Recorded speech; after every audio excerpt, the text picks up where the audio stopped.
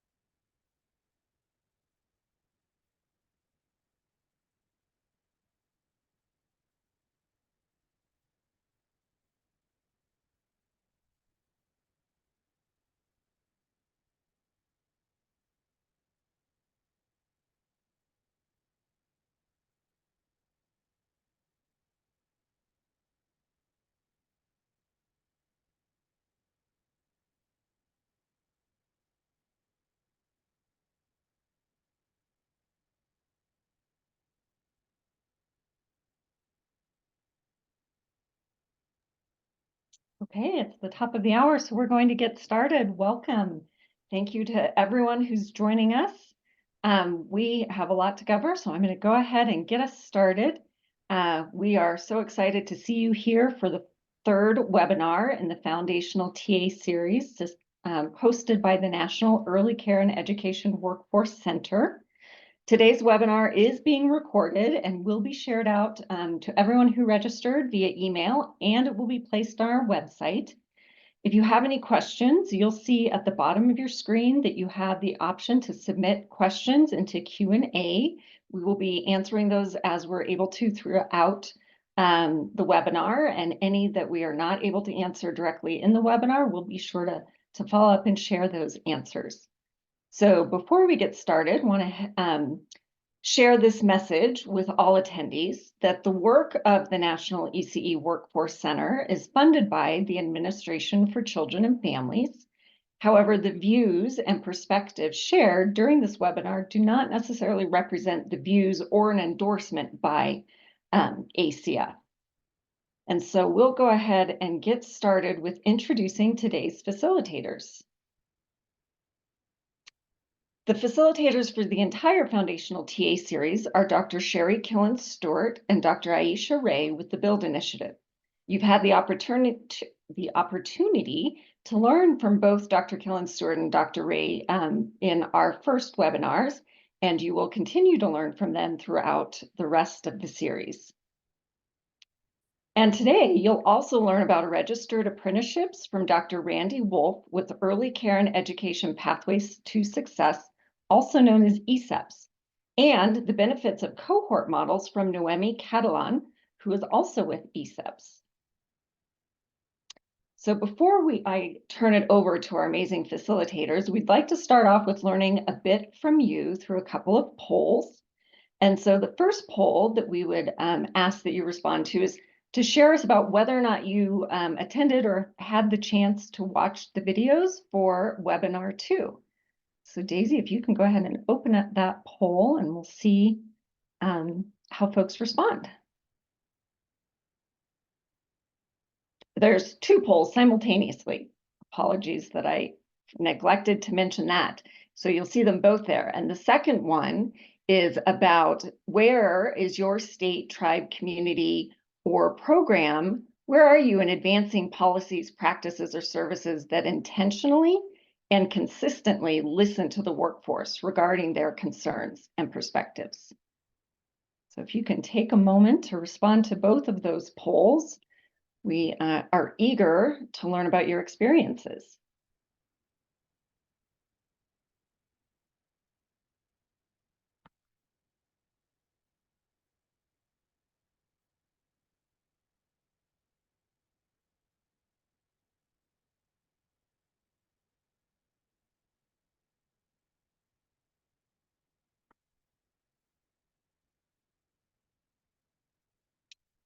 we'll just give it a few more seconds and then to allow everyone to get their responses in, and then we'll share those results so that we can all see everyone's perspective.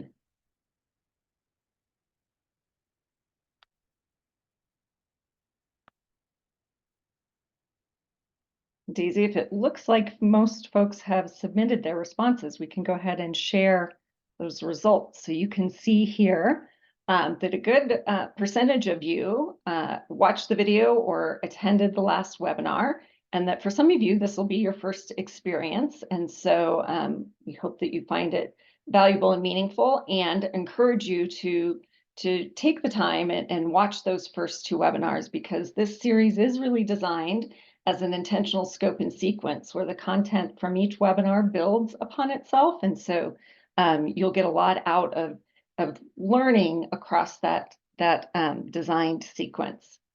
And so for where folks are at in listening to and learning from the workforce, it looks like about a third of you are just beginning to listen intentionally and consistently, while another third of you have been listening consistently for a while. And so we are eager to dive into this and to continue focusing on listening to the workforce. Thank you so much for sharing your responses to those polls. And at this point, I will go ahead and turn it over to our first facilitator. Thank you so much for taking us into the next content. Aisha, thank you.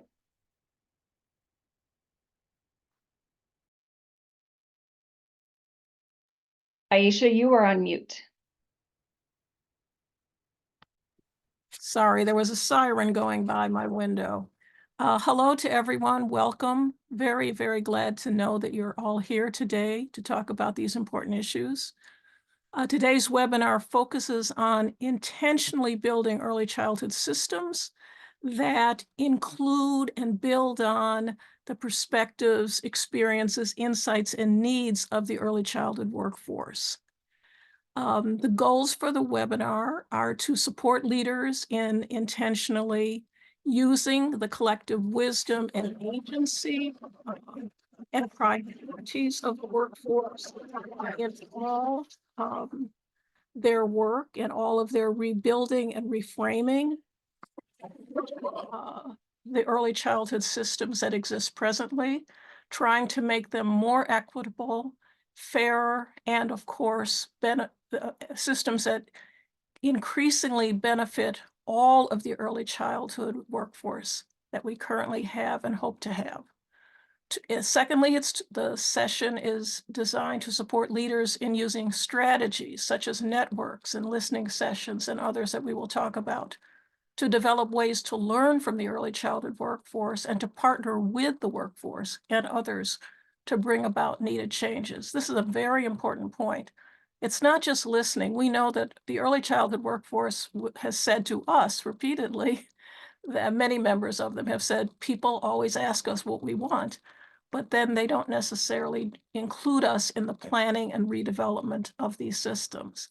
So we are urging a model that both includes the voices and perspectives of the workforce, but also partners with them in rebuilding the systems. Thirdly, we intend today to learn from program partners how actions and initiatives that are developed by and with the workforce and other cross-sector partners, such as apprenticeship programs, can strengthen outcomes for the workforce. Next slide, please. So to get us started, I'm going to ask you to answer a couple of questions and to share your perspectives with us. In talking with you about their work, what are the 2 or 3 most significant challenges members of the early childhood workforce mention to you? What are you hearing the workforce talk about most? So if you would take a moment to enter these and your responses into the Mentimeter.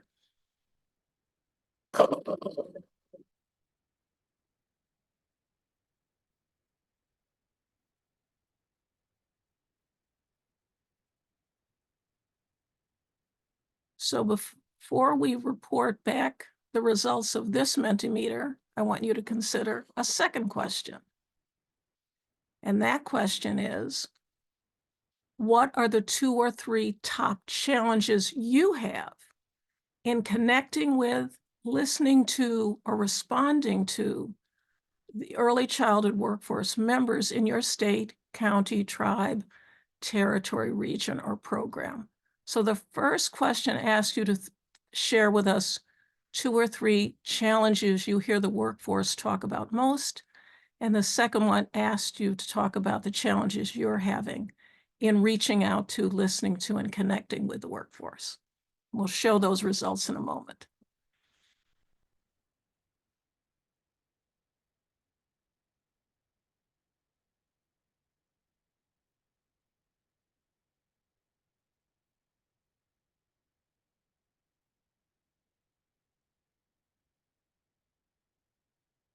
Well, here we go. So in the answer to the first question, in talking with you about their work, what are the 2 or 3 most significant challenges ECE workforce members mention to you? And the words that are coming out most often, of course, are the larger words you see on the screen: compensation, wages, pay, money also. So though that is clearly a major issue, which we all know from our own work, is clearly on the minds of our workforce members, those who are still with us and those who have left the field. Wages, salary, pay, compensation are critical issues. In addition, we're seeing benefits and retention, time, lack of support, and then in much smaller words, as you can see, recruitment and other aspects of this. But clearly, time, benefits, compensation, respect, and lack of support are coming out of that first question. Let's go to the second question, Daisy, and look at the results of that. And this is, are you finding most challenging in connecting with workforce members?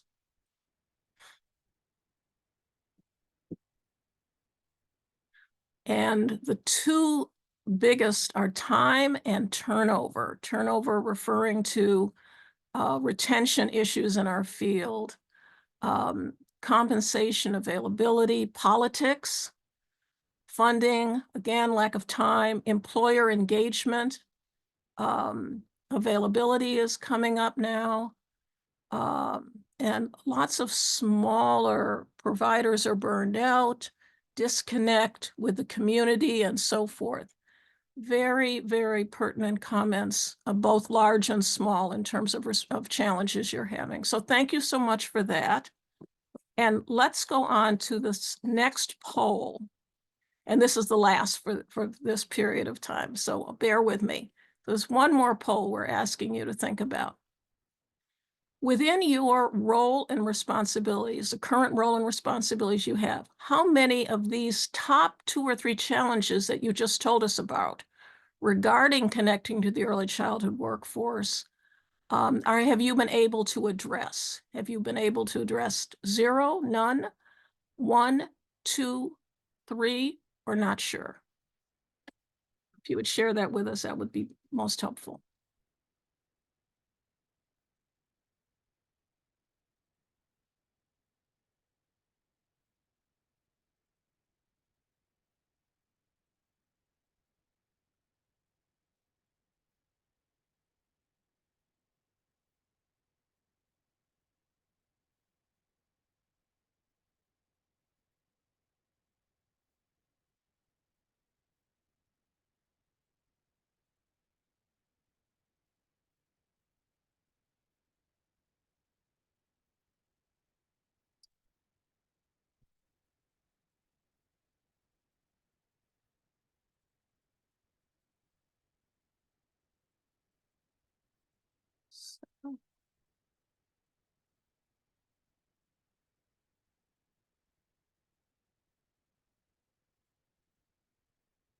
So the results are that about, well, 28% of you have not addressed these challenges, have not been able to address these challenges.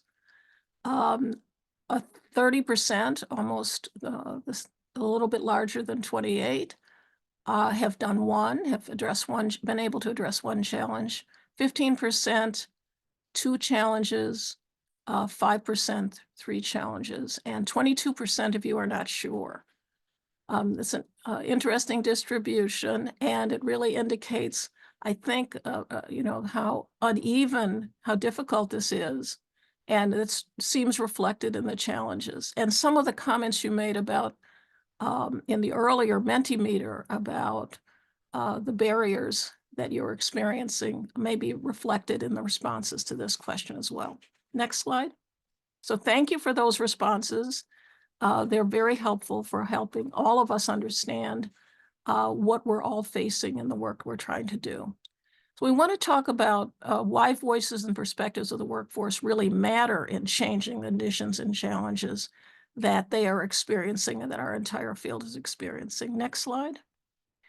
One of the things we know is that early childhood leaders such as yourselves really are almost always operating when we're thinking about changes in early childhood systems at 4 levels of change. There's our personal change we have to make, in which we work alone and sometimes with others to understand our own values, our own motives, our own privileges, our biases, and so forth, and how these factors shape, influence, and may retard or strengthen our ability to build relationships, work with others, and contribute to building equitable early childhood systems that truly benefit the workforce and families and young children. The second level is interpersonal. We also are operating on this all of the time. Every time we're in a meeting, we have an individual conversation with a colleague or a family member or a state legislator or whoever. We are engaged in interpersonal interaction to try to improve the early childhood system.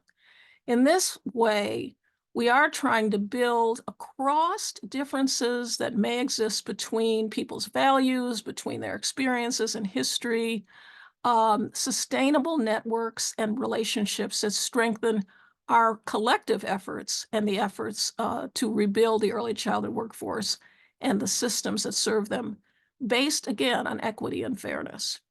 The third level upon which you operate is an institutional one within the space where you work and the relationships your area of work has with other areas that are part of the early childhood systems and systems that are aligned with early childhood, such as housing or nutrition. The institutional level of change involves working with others and bringing the voices and perspectives of the workforce to the tasks of rebuilding and reframing policies, programs, services, and systems to support the professional needs of the workforce, such as professional development and the quality of life issues that significantly affect workforce stability and sustainability, such as wages and compensation. Finally, the structural level of change, which is much more complicated and difficult to change, involves leaders' ability to work with others to change interlocking structural factors, such as segregation, gender inequality in wages, racial inequality, that affect the early childhood system and all systems that interact with it. So our work always is operating within these 4 levels of change, and we our understanding of them and how we can use them to our advantage and to the advantage of the workforce is critical as part of this. Early childhood voices of the workforce are important at every one of these levels of change. Next slide. We'll talk more about that as we go. We work always in terms of those 4 levels of change, but also with the understanding that equity, racial and economic equity for the workforce, for children and families, is really a critical piece of this. We cannot achieve the advances we want for the workforce without focusing on equity. We want to increase opportunities for the workforce. We want to remove the barriers to those opportunities that support high quality early education and care and the growth of development of children. We want to make sure that resources, burdens, and rewards are distributed in ways that remove and do not exacerbate inequities, so that those with the greatest challenges are adequately maintained and not further disadvantaged within the systems we are rebuilding. And mechanisms have to be in place to determine who is advantaged and disadvantaged by initiatives, policies, and programs designed to advance equity and dismantle inequities. Next slide. One of the key reasons why we try to connect with the workforce is we know that part of the challenge has been that there have been problematic discourses about the early childhood workforce. It's made up of women, it's made up of women of color, people that aren't adequately professional, and so on and so forth. There are various frames that have been used to discuss early childhood workforce policy, what can be done with, and certainly within states, what can be done to make the changes that need to be done. And this may require significant reframing of the discourse so that we are able to tell not just a single truth, which may reproduce negative images of our workforce and the families and children who need our services, but multiple stories that reflect the perspectives of many people who work in our workforce, who understand why they do this work, how passionate they are about it, and how committed they have been to it, but who also need the supports to do this work in an even stronger and better way. And those changes must come through reframing and reforming what we have currently. We need to improve what exists. That is very often the notion of the single discourse that says there is one truth, and we simply need to improve what's there.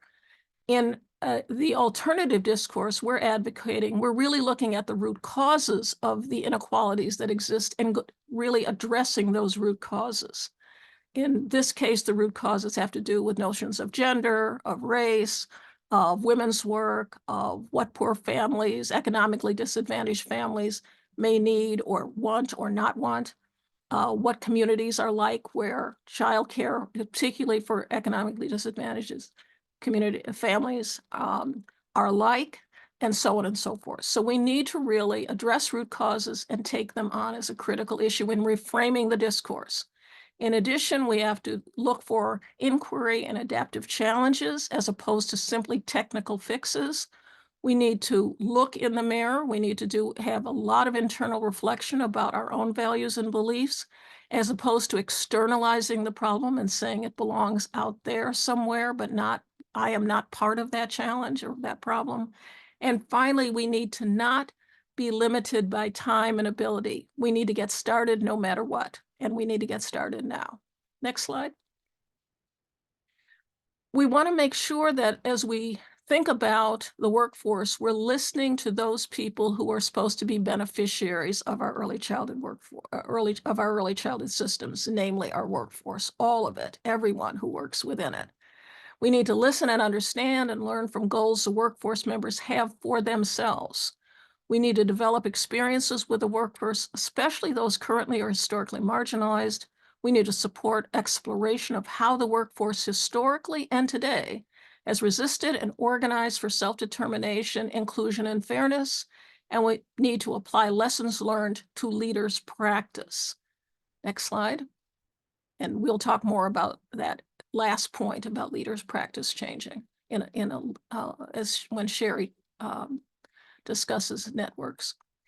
We want to remember that listening really is important. It's not just a catchphrase. We need to listen to the voices. We need to listen to the voices, and we need to build relationships with workforce leadership. We need to understand the lived experience and history of the workforce, what people value and need, what they want from policies, programs, services, and systems, and others. We need to understand and appreciate and acknowledge the successes, challenges, and remedies workforce members require to stay in the field, to develop professionally, and to thrive. We need to ensure that leaders are including the voices of those benefiting and those not benefiting from policies, programs, services, and other entities that we create. And we need to reduce or eliminate those inequities. And we need to understand the impact of how members of the early childhood workforce may be situated differently in relation to resources, benefits, and disadvantages. If we look at the data, for instance, on Black women who are working in 0 to 3 and programs, we know that data suggests that they are really at the lowest end of the workforce wage scale. Why is that? That has to do with situatedness for that group of individuals compared often to others. We need to build relationships and networks with the early childhood workforce members to collectively advocate for change that will strengthen the ECE workforce. We need to do it together. Next slide. Who are these beneficiaries? We have 2 columns here: early childhood workers roles, early childhood programs with each early child education roles. So the familiar on the left-hand side of the screen, family child care workers. I won't read all of these. I know you're very familiar. You can read them as I'm speaking. Preschool educators, infant toddler educators, assistant teachers, down to family support workers and others.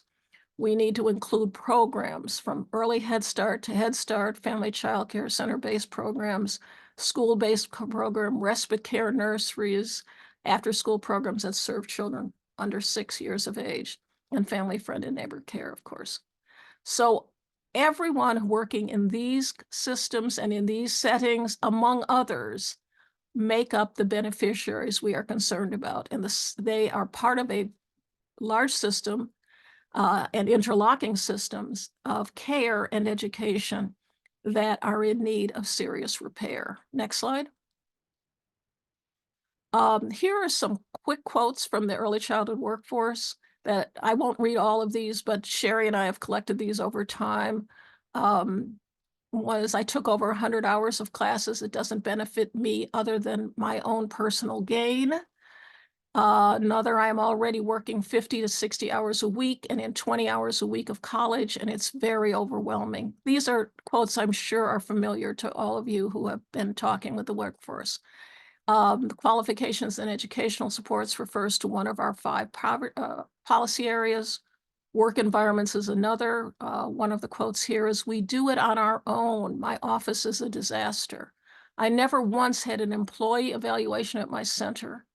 Other providers are not always there to give children the services. You never know if they're going to show up." And compensation and financial relief. Doesn't matter how much education we have, we can't pay staff. I love working with my children and their families, but I have to earn more money and the job cannot pay more. This is a comment or versions of it I have heard numerous times from people who are passionate about the field and want to stay, but just cannot afford to do so. Next slide. And I'm sure many of you are familiar with them as well. Ask yourself these questions. In my work and responsibilities, which members of the workforce are not benefiting from the states, counties, tribe, organizations, policies, and programs? Who is not benefiting? Ask yourself, as a leader, what actions can I take to intentionally and consistently tailor opportunity to specific members of the workforce, and how do I know what I should do? Ask yourself the next question. Do I intentionally consider quantitative and qualitative data to advance goals grounded in a full understanding of each and every member of the workforce? So think about those things as we go forward, and we will talk more about them in this webinar and also refer to them in the next webinar as well. Sherry? Thank you so much, Aisha, for laying that strong foundation of why. And thanks for the question about home visiting and nurse-family partnerships. Certainly, we consider them to be a part of the workforce, and we just couldn't get every group on the list. But thanks for raising that group of essential members of the early childhood workforce. Aisha's given you a little bit about the why, and now I'm going to go on and start talking a little bit about the how, both continuing to center the voice of the early education and care workforce, but also starting to talk about your colleagues and peers. Efforts to really advance the workforce really requires organizing, listening to the workforce, and thinking about who your partners are. There is no one strategy or program that can address the multitude of needs that Dr. Ray just finished listing. So we must have networks, and we're going to talk a little bit about who the network is.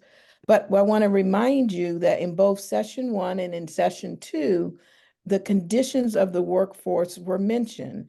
Dr. Ray, Dr. McLean mentioned low wages, poor working conditions, lack of clear pathways, that women make up 94%. You can go to the next slide. That women make up 94% of the early education and care workforce, that individuals don't have health or other benefits, that many of our workforce are participating in our safety net programs. And so understanding that those are the conditions, go to the next slide, to solve those issues and to continue to work within our framework that Dr. Ray just mentioned around wages and compensation, which the workforce talks about. Those quotes talked about working conditions. They talked about qualifications and professional advancement.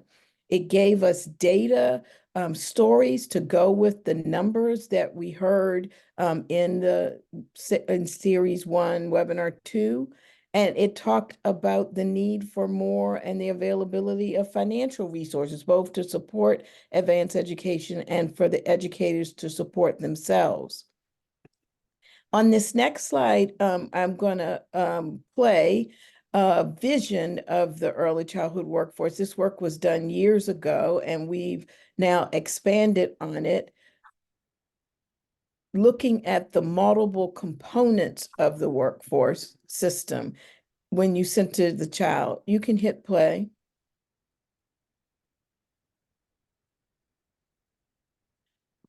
So it starts out with the 4 areas that we're all familiar with, and then it lists all the multitude of programs who each play essential roles in the early childhood workforce.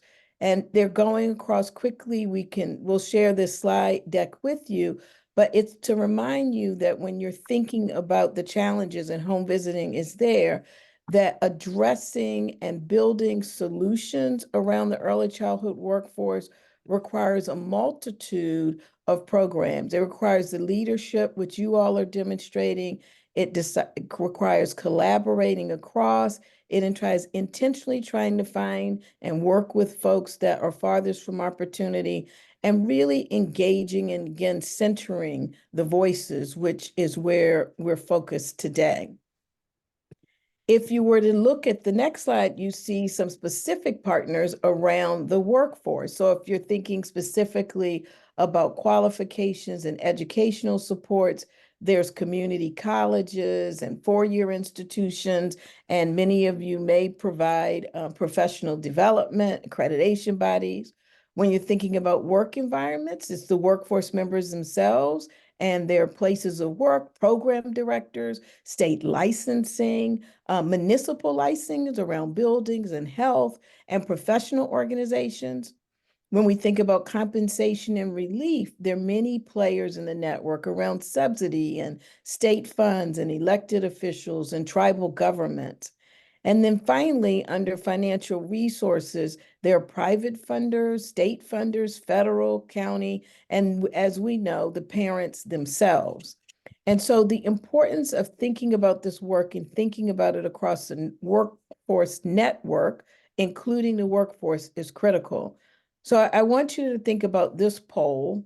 How often do you communicate with the ECE workforce or other community members about issues of concern to them related to their working conditions, their wages, their training? How often do you get a chance to go out and listen to the workforce? And we just gave you a range, daily, monthly, twice a month, rarely, or never. Well, let's see where we're starting. And this builds on an earlier question that Dr. Ray raised.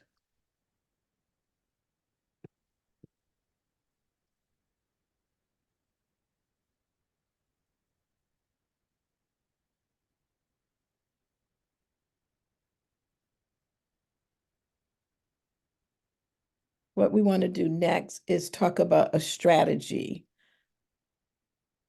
And we also have the opportunity of the consultative sessions. Thank you, those of you who were able to participate this month. There's another consultative session coming up in March, where in small groups you can think about some of these strategies.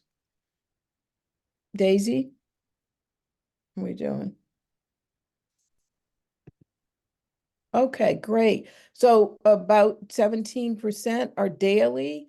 And again, on the daily, we want to be careful that we're recording it so we can share it with our cross-system members. A lot of times we're face to face and we're on the front line, and we are collecting information, but we are not capturing it in a way that we can turnkey it. So excited that we're listening daily. We want to make sure that we're getting that to others monthly and twice a month, about half. And about 30% rarely or not often, and 3% never. And that's what we want to shift and move that if we can. So the next slide talks about building networks and really what a strategy, some steps you might take to really taking action. So one, and you heard this in webinar 2, you want to look at multiple sources of data, both the numbers and the stories. And today is really about how do you get the stories. 2, you want to make sure that you're doing that in a way that helps you understand the hard places. And so we'll bring up data earlier. We want to get beyond our social network that we would normally, people we talk to every day. We want to be intentional about where we're listening. We want to seek to understand how the policies and practices that we're implementing or not implementing are linked to the workforce experiences. And Dr. Ray brought that up in the goals. We want to understand the experience of the workforce. Sometimes we think we put something in place and we've got it right and it may need tweaking. We want to understand the levers and actions that can be responsive to the workforce conditions. Again, the importance of network, because a lot of what you hear when you go out and listen, and we're going to talk about going out in teams or with other members of the cross-sector network, you will often hear things that are out of your roles, responsibilities, and authority, but somebody else might be able to deal with it. And so listening for what the levers and actions in order to be responsive. You want to identify who are those agencies, departments, or leaders that can really shift the policies and practice. If you just take the workforce, you've got higher ed, you've got professional development associations, you've got licensing, you've got states, you often have county rules. There are multiple actors that are necessary. You've got program directors in order to make the changes that the workforce might be asking for. And when we do this work and we gather the data, and I leaned into this a little bit when I talked about daily, you want to be able to go back and share it with multiple partners. I always say quotes, not notes. That way, when you're going back, you can tell the exact story that you heard. So yes, everybody won't be able to go. Everybody won't be able to listen. But as you're sharing the story, you want to get it back to multiple partners, especially as you start to determine the levers and the actions that are necessary to make a difference. And then most important, and I'll remind you of this again, you want to go back to the community, back to the workforce and say, this is what I heard you say. Is this right? And if we did this or that, would it make a difference? So often we hear it, and as leaders, we want to jump to doing something without checking to make sure that the idea or the solution or the program or the modification that we came up is the one that's really going to work and make a difference. The next slide really reminds you that we do want you to use data, multiple sources of data, to find out the geography, the neighborhood, the area that you want to go to listen, so that we get beyond our social network. So often we go and we listen, and we're listening to the same group of people that are in our network, and there's parts of your community, there's parts of your region, there's parts of your state that are least often heard. And so as you're doing this as an intentional practice, I always say if you can go to the hard places, you will listen and it will benefit others. Also want to remind you of the Berkeley Center for Workforce Data, because that's another opportunity to look at how your community, next slide, how your community is doing. and be curious about where you want to go deeper, where you might find areas that require a solution, and therefore you want to listen to the workforce to see what their experience has been. Get into the nuts and bolts of how you do this. I have mentioned a couple of times, and I've talked about networks, that we really want a diverse group of folks listening. You want somebody from home visiting. You want somebody from early intervention. You want somebody from your preschool programs, your public, your childcare programs.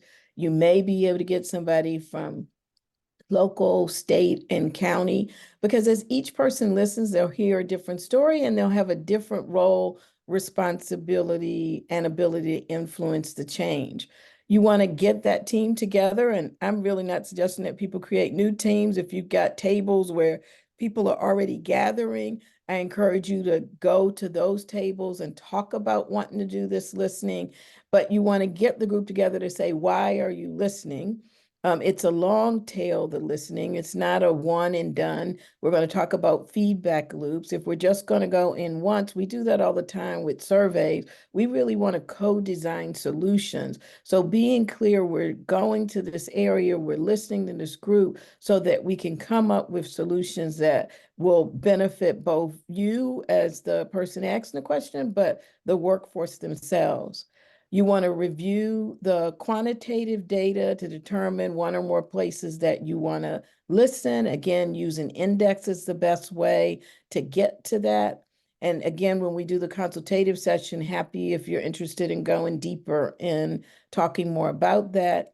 Select a few places to target. I know states feel big, counties feel big, so 3 to 4 places where you might listen. And there are multiple ways to connect to the workforce. One is picking an area and interviewing a set of people in that area, but being intentional about where you're connecting. Another is listen and learn kind of groups. You connect with a local nonprofit, a local group in that area that's connected to the workforce, and you work with them to even do listens and learns at lunchtime or create focus groups. Or sometimes you have the opportunity, if you're responsible for handing out grants and resources, to put that expectation that once a quarter, twice a year, they're going to bring together a set of the workforce for you to be able to listen. But the how is flexible once you decide that really grounding yourself and having a way to build a feedback loop is critically important. When you go out and listen, often you got something specific you want to know. You've got a grant coming up, you have something that you're working through, and those things are important. We're really encouraging you to build these feedback loops before the grant comes so that you can activate it, or maybe you would have already heard from the workforce about the ideas of the grant.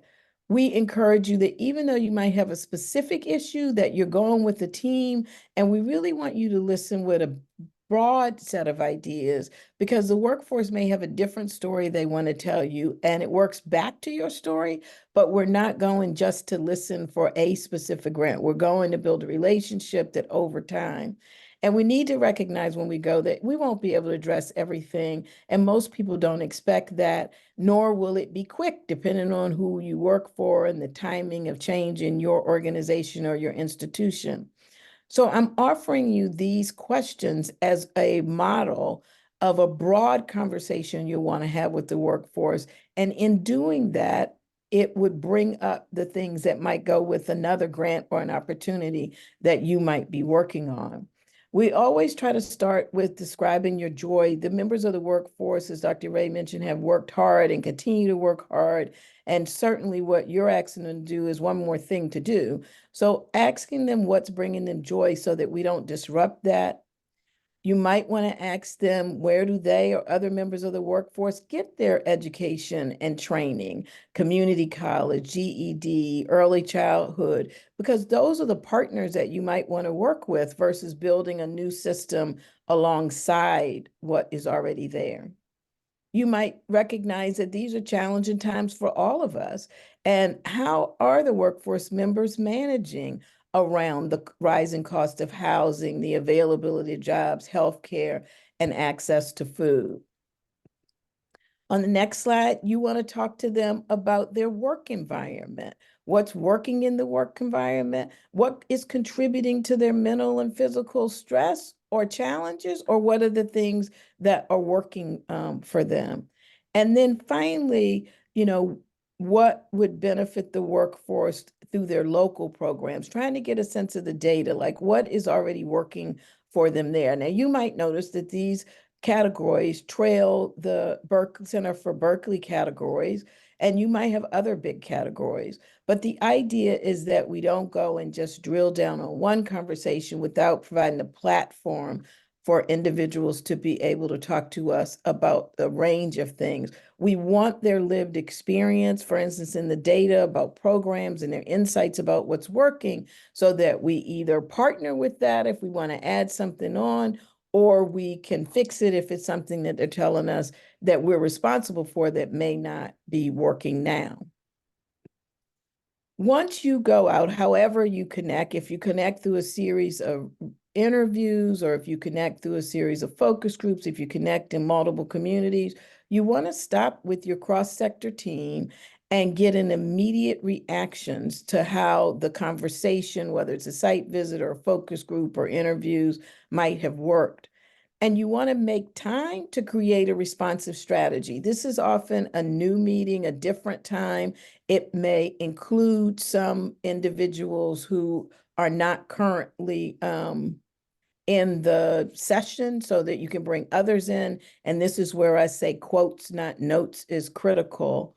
As an essential set of partners are coming to the table. And then I want to remind you to return to the community so that you can share what you learned. And we've got a question: how can one work with cross-sector partners if your work doesn't interact with those folks, or opportunities to connect with them aren't available in your system? That is a great question. And I would encourage you to think about, many of us sit on work groups and committees. This is where maybe you're not the lead, but you're using the other tables that you're at. If you're not the lead of the work, that's fine. But if you go to a work group, home visiting has work groups. Many communities have early childhood coalitions that can be used. It's bringing the idea to those tables. And I encourage you, if you're not on a group within your local community at this point, that we would want to help you connect to a local group. And finally, you may be at an organization who really needs to think about the fact that in your community and in your neighborhood, that there isn't a space for people across programs to connect. I mean, sometimes this is about the situatedness of the program, sometimes it's about the individual, but making sure that we are talking together and across programs at the community, at the region, at the state level is really critical if we're going to work together to solve the opportunities that the workforce puts in front of us.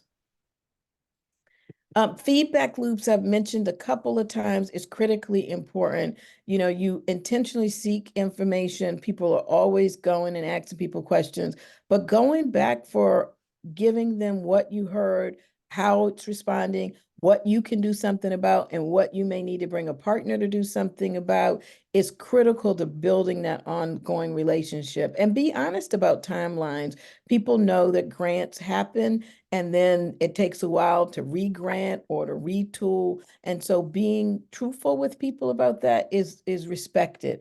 But do not let too much grass grow under, no more than 3 months, 4 months before you go back and say, I was here in January, it's April now, let me tell you what we heard. Let me tell you all the people I've shared it with. I brought some of them in the room, and here's how we're thinking about having a response. In fact, these things are things I can't respond to, but I shared them with this person or that person so that we can move in a direction that matters. So I hope that you lean forward. I think if you got a pit in your stomach when you're going and listening to people, both about the stories they tell, about your immediate inability to fix it, that's the growing place. That's where we want to be. So this isn't work that's easy, but it is work that we can think about and we can do together. It does take us out of our comfort zone. And again, networks are critical for that. It's much safer to be doing this with another set of people, especially if you're trying it, you're going to a new area, you're putting yourself out there to listen without a surety that you're able to respond. That's tough for leaders because we're used to having an answer. So thank you so much. Thank you for the questions. And now I'm going to turn it over to Randy. Okay, can you hear me? Somebody? Yes, yes. Yes. Okay, Yes, yes, Randy. don't want to start talking for nothing. Okay, next slide. So I am Randy Wolf. I am the founder and executive director of Early Care and Education Pathways to Success, which you'll hear about more in a minute, and we call it ESEPS for short. We're based in California, but we are increasingly working nationally, which you'll also hear about in a minute. But before we talk about our programs and why their apprenticeship is such a good model of engaging participants and engaging participants' voice, I want to give you just a couple of the basics of who we are so that you can put us into perspective. From the beginning, ESEP's mission is such that it goes well beyond apprenticeship. We made a commitment to build a professional development pathway that did not ignore or shy away from the systemic barriers and challenges that have crippled our industry for decades. So, and I want to point out that as we think about workers' voices and workers' engagement, please understand that within our work, when we use the word teach, to advance the rigorous professional development and economic well-being of those who teach, nurture, and support young children and families, we will often use the word teacher just for simplicity. We're not trying to underestimate the role of caretaker or anything else, but as you all know, we have so many segments in this workforce, and I don't want to get caught up on that because it makes it hard to make any significant point. So just know that when we say teacher, we're referring to everyone who teaches, nurtures, and supports young children and families. Next slide. So while ESEPS is best known for our work with ECE apprenticeships, the work that we do actually falls into these three buckets. We create and expand apprenticeships for a variety of segments of the ECE workforce: center-based workers, home-based workers, Head Start, high school youth who are interested in working in this field, and on and on. And with the DOL contract that we received last July, we're now a national industry intermediary so that our capacity to support programs outside of California is much greater than it used to be. The second bucket is field building, which means strategically building a national network through which to expand ECE apprenticeships and elevate the industry as a workforce development priority. That doesn't mean only in ECE, that also means in the Department of Labor, which is where a lot of the most the greatest opportunities are coming these days, is through the Department of Labor, through the workforce system. And then advocacy, as you all know, you can't really take yourself seriously as a leader in ECE if you're not willing to simultaneously look at advocacy, systems change, and policy change. We are focused particularly on family sustaining wages and well-paid ECE career pathways. Those are the two pieces that I think if we could address those, everything else would sort of fall into place. And so we focus on two essential principles. One, achieving compensation parity with K-12 or pre-K-12, however you want to define that. And two, securing sustainable public funding for the ECE system, similar to how we think about public funding for K-12, public funding for community colleges, and public funding for public libraries. Next slide. So again, as you read this slide, bear in mind that when we use the word teacher, we're talking about everyone who teaches, nurtures, and supports young children and families. So in part, ESEPS embraces apprenticeship because of its long, well-established record of success across many fields. But it's uniquely suited for our field because research has firmly established that teacher quality is the essential component to successful early care and learning experiences. And developing workers' skills, knowledge, and competencies is the essential focus and strength of the apprenticeship model. So it follows that high-quality apprenticeships lead to high-quality teachers, which should lead to high quality or better child outcomes. Next slide. So what is a registered apprenticeship? For one thing, folks need to understand that it's not just the new shiny object. It is not a word that's synonymous with internship or residency or training program or student teaching. The whole world of registered apprenticeship is regulated by the Department of Labor. It's a complicated and well-established national system that has rules and regulations, expectations, history, culture, and guardrails. That said, it is possible to define what it is, and that's what this slide does. What's so great about this slide is that it simplifies what is in fact a very complicated system. But a registered apprenticeship at its heart is an industry-driven, high-quality career pathway through which employers can develop and prepare their future workforce in response to market needs, and new and incumbent workers can obtain paid work experience, classroom instruction, and industry-recognized credentials. And you'll notice that there's two bullets here, employers and workers, and that's not an accident. Historically, there have been many ECE professional development programs which have everything to do with the workers and nothing to do with the employers. They're treated as two sort of distinct groups, and ne'er the twain shall meet. That is the opposite of how registered apprenticeship is structured and functions. Next slide. So when you start to break down that oversimplified but accurate definition, there are 5 components that you will find in any registered apprenticeship program. And let me just digress for one moment to say, people will ask, well, what do you mean registered? What about an unregistered apprenticeship? And my way of thinking about it is that an unregistered apprenticeship is sort of like an unlicensed childcare center. It might be excellent. It might be wonderful, wonderful things are happening, staff is amazing, and all the rest. But how do you know? Where's the system that is making sure that ratios are in place, that child safety is sufficiently addressed, and so forth? It's a little bit similar like that. A registered apprenticeship gives you the guarantee that these 5 requirements are met, and that there's a system that's sort of keeping an eye on the quality and the fidelity to the model. So the 5 things are, 1, there's no such thing as there's no such thing as an unpaid apprentice. Apprenticeships are jobs. So an apprentice is employed from the moment they begin their apprenticeship. 2, work-based learning. In the case of almost all registered apprenticeship programs, you have to complete a minimum of 2,000 hours of supervised, paid, on-the-job training, or what we call OJT. And the on-the-job training, I'm sorry, I lost my train of thought. I do not remember what I was going to say. I will get back to that, I'm sure. Oh, I was just going to say that, 2,000 hours is basically a 1 year of full-time work. Although an apprenticeship doesn't have to be done, you don't have to be working full-time, you just have to be working. So it could take you 2 years to finish those 2,000 hours. It could take you 3 years. That's not the issue, but you have to accrue at least 2,000 hours of paid supervised work. 3, classroom learning.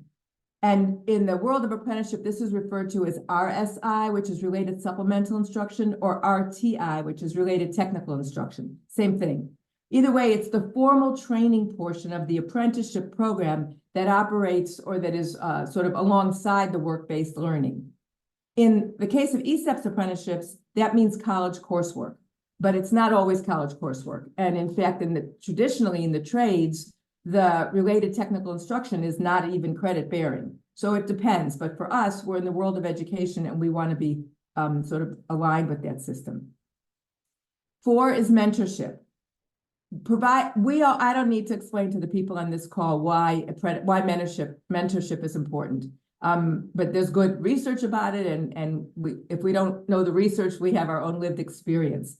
But the thing that's particularly useful in terms of mentorship is that it supports the retention of novice teachers, because they're not going it alone and they're not just trying to learn by trial by fire.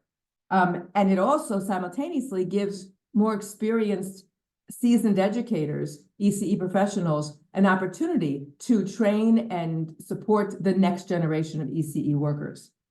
And then 5, it says national credential because this is a DOL, a Department of Labor slide, but what it really means is an industry recognized credential. In California, that means child development permits. It's a system that we have here. In other states, it could be the CDA, it could be AA or BA degrees. Every state does it their own way. But whatever the case, an apprentice has to be working towards earning that credential that will let them be eligible for the jobs for which they're being trained. Next slide. So ESEPs, we consider the 5 elements that I just talked about to be the lowest common denominator. And so we incorporate all of those things into every apprenticeship program that we design and every apprenticeship that we register. But this slide shows you what makes the difference between what we do and how we do it compared to a sort of more traditional or less equity-driven apprenticeship model. I'm not going to go through all of this slide because that could take a really long time, but I'm going to highlight just a few things. The first is the whole square that says no cost to participants. This is a critical equity issue. If there is a cost to professional development programs, then we have intentionally or unintentionally left out people who simply can't afford those costs. Now, if you define professional development most broadly, and you consider pursuit of a BA degree to be a pathway to a better paying, higher level responsibility ECE job, the cost of getting a BA becomes prohibitive for many people.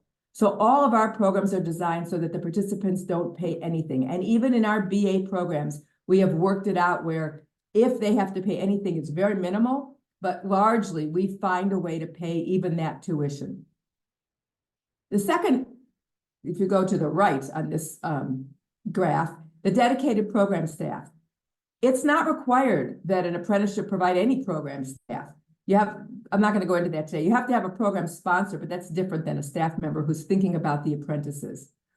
So I'm not going to explain all 4 of these, but I will mention that the success coordinator is a particularly unique and important staff position in the ESEPS model. Partly because they're critical to participant retention, because it's a success coordinator that knows those folks very, very intimately. They know who just went through a bad breakup. They know who just lost their apartment. They know, well, in one case, we had a family who it turned out the mom, who was the apprentice, was living in her car with her, I think, 8-year-old or 11-year-old. We didn't know that, but then we found out, and then we could try to do something about it. And so it is their job to really understand and keep track of. If we have a student who's not doing well in a college class, we expect the instructor to let the success coordinator know ASAP. And we will say to the colleges, do not come to us in week 12 of a semester and tell us so-and-so is getting a D. We should have heard about that week 3 of the program, or after the first assignment that came in that wasn't up to par. So that's a very important role. The other thing important about success coordinators is that it's sort of their role because of how they do it. It ensures ongoing participant feedback and ongoing program adaptation to meet the needs of the participants. And so we don't have to hold, although we do sometimes hold focus groups and we give them, written surveys at the end of each semester and that sort of thing. But the more important stuff that comes through the relationship the success coordinator has built with each apprentice. And that's a steady flow of feedback from them. I'm going to drop down now, the participant-centered RSI, which again stands for Related Supplemental Instruction or Related Technical Instruction. Two of the things I want to call out in this list. One, we don't necessarily expect our apprentices to go to a college campus and go and enroll in classes that are just on the books. Partly because the campuses are often inaccessible. Again, this is all about equity and access. This is making sure that the folks we're trying to reach can be reached and can succeed. And if you have a college campus that's not accessible by public transportation, for example, or it is accessible by public transportation, but not at night where you wouldn't be safe as a single woman, for example.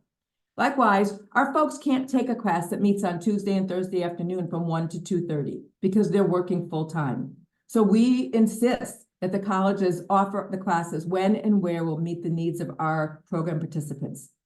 The other thing I want to highlight here is the transferable and degree applicable piece. which is the way we've designed our program. Every course they take has to be transferable, whether to another community college in case they move, or to a degree if they decide to pursue an AA, and if they decide to transfer to a university to get their BA. There are too many stories of ECE folks taking, and it was in one of the slides earlier, they're taking a zillion ECE courses and they're learning stuff, but it's not getting them any closer to a degree, because the truth is they're terrified to take the English classes and the math classes. So it's on us to figure out how to make that possible. And then the last thing I want to highlight under the participant-centered OJT, which is on-the-job training, is the cohorted learning community. I'm not going to say much about that right now because that's what Noemi is going to talk about in a minute. But here's what I would just mention briefly. When you have folks in a cohort in this kind of program, it fosters group and individual empowerment. It provides a vehicle or a vehicle for collective voice and to have that voice heard. And again, it's an ongoing loop of participant feedback. Next slide. And so what does it take to build programs that reflect the kind of stuff I was just talking about in the secret sauce? And we think of it as there being five things you have to confront if you're going to be serious about this work, because it's not simple, it's not easy, and pretty much at every turn you are going against the grain. So the first is understanding and addressing the unique needs and challenges faced by our workforce. In general, like, horrible wages and staff turnover and so forth and so on, but also specifically to the community you're working with in your state or in your region or in your city. This is going against the flow in the sense that too often professional development programs are developed for other reasons. Community colleges offer programs because they need to have more completers because of their funding constraints. So they will develop certificates, for example, ECE certificates, but the courses required for those certificates don't align with the degree. That is not addressing the workforce needs and challenges of the ECE workforce. Number two, challenging the status quo.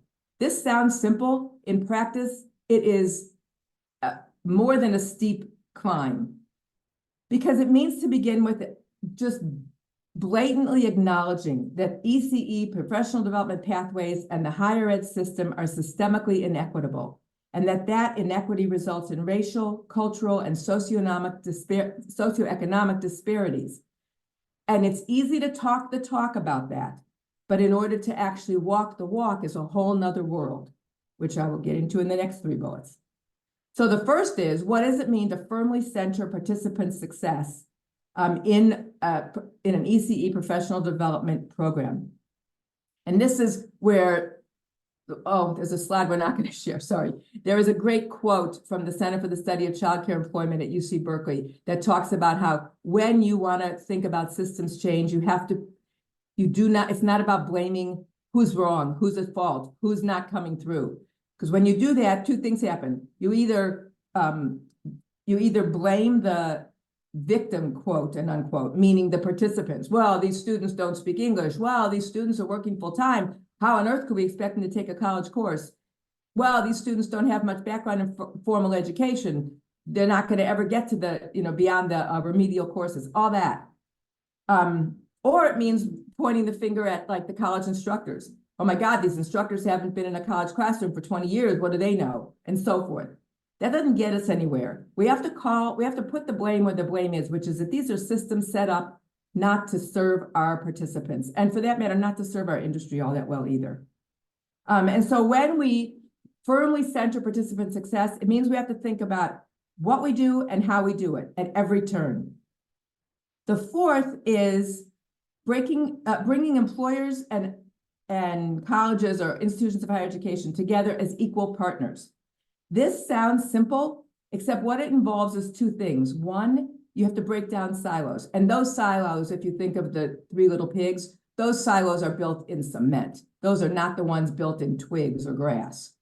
But second, it means challenging a very entrenched false division of responsibility.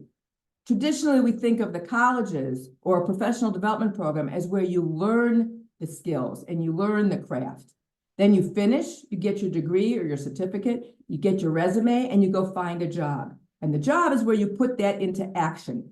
And we reject that. That's the entire the entire registered apprenticeship system rejects that. What the registered apprenticeship system means by reimagining job training and professional development is that for employers, we ensure that the employers take an active role in contributing to building a talent pipeline and to investing differently in their workers than they might traditionally invest. And for the RSI providers, it means rethinking education and sincerely, genuinely valuing the skills and learning that happens outside of the college classroom. And the last thing is adopting a no-fail philosophy, which means we can't fail. We can't fail in making sure that our participants succeed. And above all, there's a very concrete, well, I should mention, nationally, the registered apprenticeship system, the attrition rate is 50 or 60%. So, or the completion rate is only about 40 or 50%. We have a crisis in this country, as everybody on this call knows very well. We can't afford an attrition rate that high. If we're going to rebuild this workforce, we have to have much higher level of completion rates. And in our programs, we have been able to sustain a 75 to 80% completion rate, which is a whole lot better. Next slide. So this is a video that one of our partners just published, and it will just give you a quick taste of how much the ESEP's model relies on a very broad-based community partnership, but also you'll get to hear from the apprentices, and I think one of their, she's either a tutor or a success coordinator.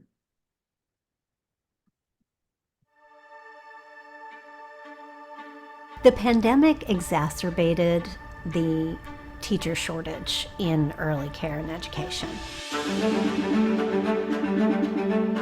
Families with young children had fewer and fewer options. The Office of Children and Families Policy is able to advocate for policies, for system change, for innovative programming that's going to create really positive opportunities for children and families' well-being. What we're looking to do with $5 million currently invested through ARPA and $5 million of county funds previously provided is to stabilize the workforce by investing in apprenticeship programs and other supports that will help people and incentivize and encourage individuals to go into the business of providing childcare. The apprenticeship program came about as a way to create an earn and learn program where apprentices would be given paid work experience alongside the college courses needed to earn their associate teacher permit and work in either a preschool center-based setting or in family childcare. Cuando yo escuché acerca del programa, yo me interesé mucho porque yo dije, aquí voy a aprender mejor, ¿verdad? Yo estoy muy emocionada porque estoy aprendiendo técnicas y formas de cómo yo desenvolverme mejor con los niños para dar lo mejor de mí hacia ellos. This program is great. I think this apprenticeship, it allows a lot of people to get the opportunity, not just to get educated, but also to get exposed to the field with children. First Five took the initiative to lead this apprenticeship in the county, but they were very intentional about ensuring that they were serving a very specific target population. They wanted to serve providers that were in center-based and family childcare. I have learned a lot from the class, and I will bring all my knowledge to apply to my class and then help support the children and families. From when I've started, I had no idea how to even talk to a child, and it's really been, I think, life-changing a little bit. Esperamos que el programa sirva y sea una rampa de acceso para aquellos que desean ingresar a este campo y que continúen tan lejos como quieran en su viaje educativo y laboral.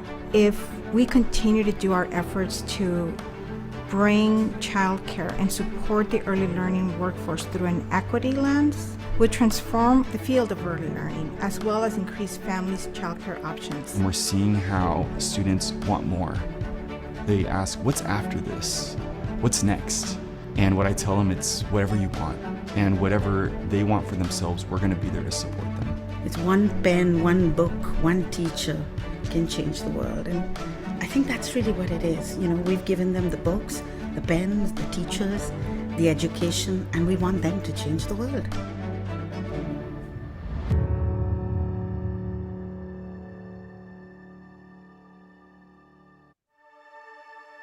Whoop. Okay, good. Okay, so with that, I'm going to turn this over now to Noemi Catalan. Noemi is currently a registered apprenticeship programs director for ESEPS, but before that, she was also an embedded tutor for one of our early apprenticeship programs, and then she was a success coordinator. She was part of the first few people who actually sort of defined that important role, and recently completed her master's degree and focused on the impact of the cohort experience. And so we thought that given today's topic and the importance of really getting workers' voice at the table, that providing you with an overview of her research would be both relevant and informing. So let me turn this over to Noemi. Thank you, Randy, for such a great introduction and overview of where this topic came from. As Randy said, I have had multiple years of experience with cohort learning, and I have seen it implemented very successfully. And I've seen that they really benefit from having strong relationships with their peers and from having access to a support network and a community to lean on. And I have seen new apprentices with zero ECE units, zero college education, come into these programs and be successful and move through multiple courses all the way to a BA degree. And the question that you see on the screen right now, it's aiming to assess their cohort experience, not only from an academic perspective, but also from a professional development perspective, because these are ECE apprentices, therefore they're employed and also taking community college courses. And if you please go to the next slide. Thanks. Here is a methodology that I use for this research study. 40 participants contributed to this research study, and I thought it was important to take a cross-section of apprentices who had been in the program for at least a year, because they will have had enough experience to be able to share with us. I also decided to implement a mixed methods approach and collect quantitative and qualitative data, hoping to gain a full understanding of the topic. The data was collected through survey and also through a semi-structured focus group. Next slide, please. This slide shows the demographics of the participants, and what's important to point out is that over 40% of participants were born in a foreign country, and most are women of color. Almost 50% of them are bilingual or multilingual.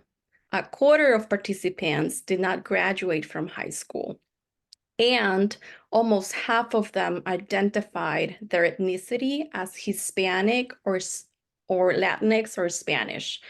And as I transition into the next slide to share the findings with you, I really want to invite you to keep in mind this information and to consider the population that ESEPS is serving through its programs and the type of challenges and barriers that they might experience. As you see on screen, there were multiple positive findings. First and foremost, apprentices developed strong connections with one another. They shared that having close relationships with their peers was very important and beneficial to them, because they check in with each other often and motivate one another to continue in the program. And this became increasingly clear during the pandemic, because even though the instruction shifted completely to online, in the pandemic is when we saw one of the largest cohort groups, and they finished their courses. They checked in with each other in the evenings. Some of them became really great friends, and many of them are still in our programs, and they have transitioned into the next level, which is the teacher apprenticeship, or they're working on earning their AA degree. Some of them also shared that before starting the program, they tried attending college on their own, but were consistently dropping out of the classes or failing the courses. And they shared that since joining the program and having all of that additional support, not only from the dedicated program staff, but also from their peers, that has increased their motivation and their support. And so they are consistently passing classes and being more successful. And like I said before, so much that some of them have gotten all the way through a BA program and completed it. They also shared that having cohorted classes gives them access to receiving another kind of support from their peers, like accessing Canvas or transcripts, or accessing services on campus. And while those services are offered from the college, sometimes the demand is so high that the colleges can't necessarily address all of the need. And also sometimes those services are offered at a time that conflicts with the apprentice's schedule.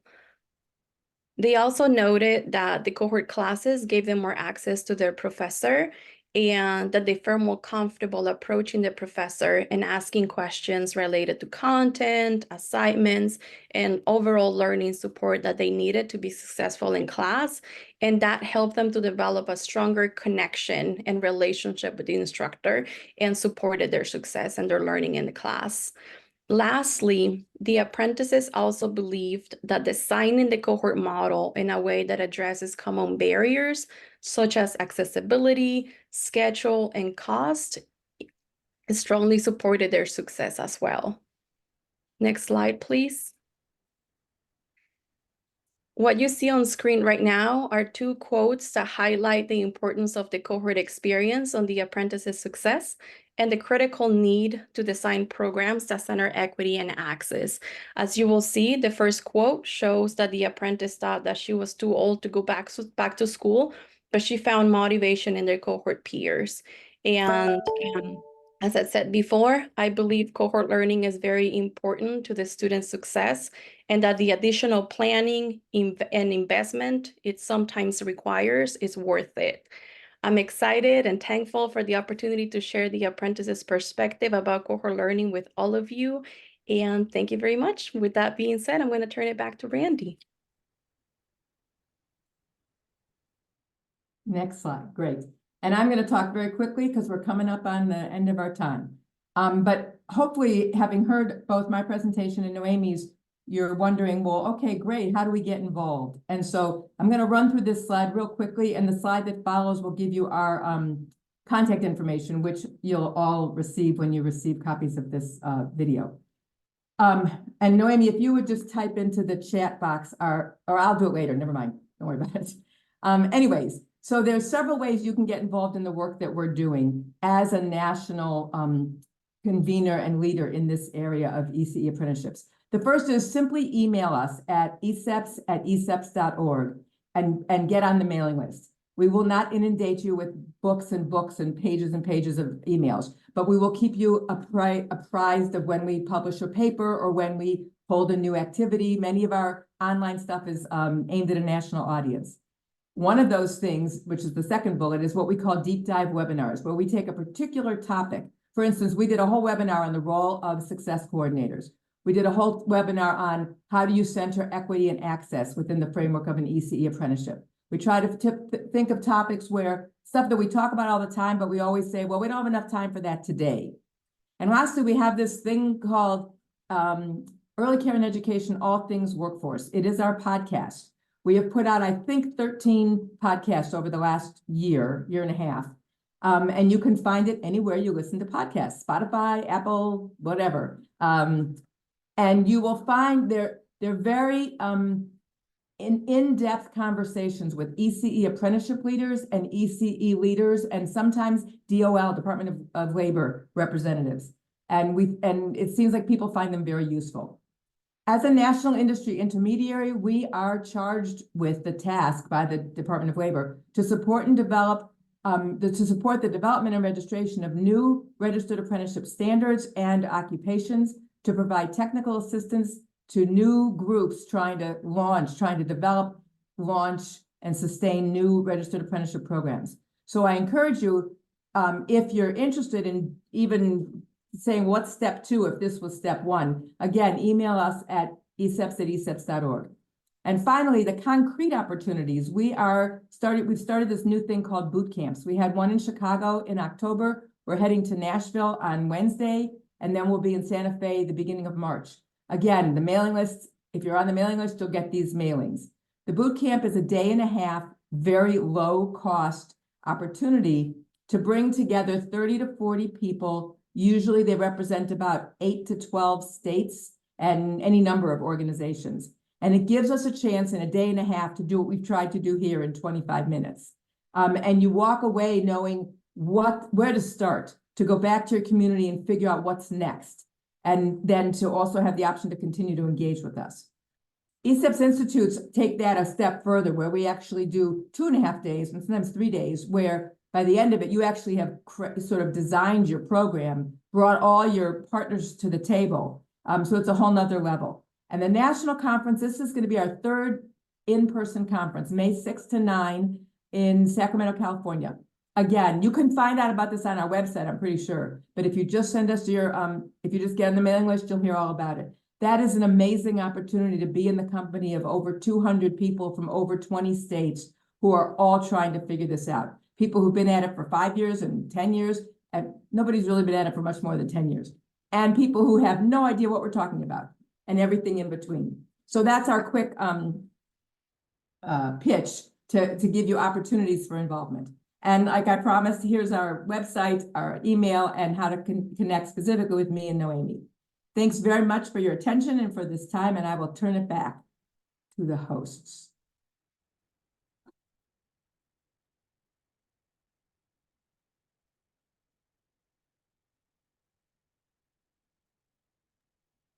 You're muted, Aisha. Apologies. Thank you very much, Naomi and Randy, for your presentation. It was very informative, and I think the audience will benefit from it greatly. I'm just in the time remaining, we're a little pressed for time. I just want to talk very briefly about webinar 4. We're going to pull together the first 3 webinars content and bring them together in a stronger way. In webinar 4, we're going to talk about building networks, using data and listening to support the rebuilding and reframing of systems that support your early childhood workforce and your own work. We're going to build on the previous presentations that have been made around goals and setting goals for states and other entities, and around networks and relationship building across the workforce to try to bring about the changes we need. For that webinar, we ask that you think about how your professional networks really incorporate workforce voices, remedies, and perspectives in the work that you are doing to change early childhood systems. What does that really look like? If you were to describe it, how would you describe that effort? Secondly, we'd like you to think about how you use your professional networks to use data intentionally to advance workforce benefits and to improve the way systems function. Would like you to think about how your networks support inclusion and address equity, and how your networks address the 5 policy areas for workforce change. And we're going to talk about that in our next webinar. So thank you so much. I'm going to hand this over to Sandra, who is going to close us out. Thanks for your attention and for joining us today. Really appreciate it. Thank you so much, Dr. Ray, and thank you to all of today's facilitators for sharing a wealth of information about why and how to prioritize listening and responding to the workforce. We look forward to seeing you all at our next webinar on February 26th. Before you leave today, though, we ask that you take a few minutes to complete our post-webinar survey. In this survey, it'll open up in your browser as soon as you exit the Zoom room, and you'll have the opportunity to let us know how you'd like to go deeper with the content of today's webinar. We'll use your responses to inform our next consultative session that is scheduled for March 19th. We're so grateful for the work that you do on behalf of the ECE community, the workforce, and we thank you for joining us today. We'll see you in February. Thank you.